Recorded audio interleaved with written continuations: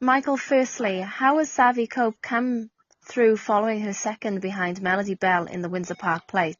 Yeah, she's come through extra good. We stayed at Trentham during the time we've been up north, and she's very familiar with the setting there in the paddock that she's got. So it's all been a big help to get her through it. The Stipes have picked up that her run was less than ideal, but she showed a lot of courage. How do you think she will handle the extra distance of the Livamol? Oh, I think it'll be right up her alley.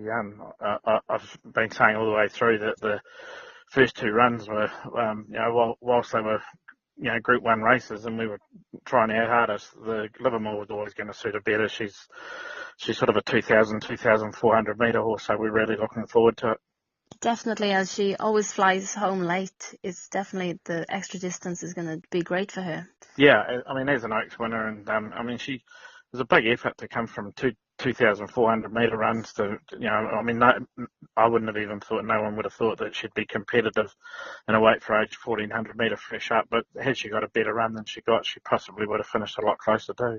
Her improvement across the first two Group 1s at Hastings indicates you really do have her in a good place leading into the Livamol Classic.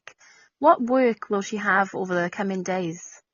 My wife actually, Diane, went up on Friday, and I've had Brittany Moore, who obviously was a capable rider. She works for us, and she's been up there with the horse all the way through. But I've got two other horses up there, and she had a pretty solid workout on Saturday. She worked over 2,000 metres, and she'll be just sort of keeping similar work up to her. She's pretty push button, really. She's she does what you ask of her, and she's very easy to work.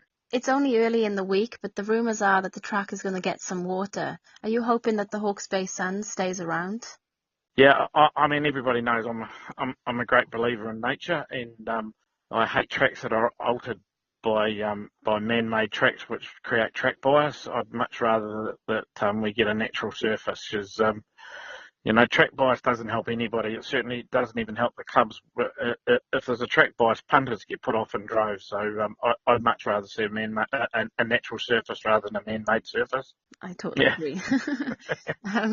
You'll be the South Island flag bearer on Saturday, but which Northerners do you see putting in a big show? Yeah, to be honest, I'm a trainer that worries about my own and don't worry about the opposition too much.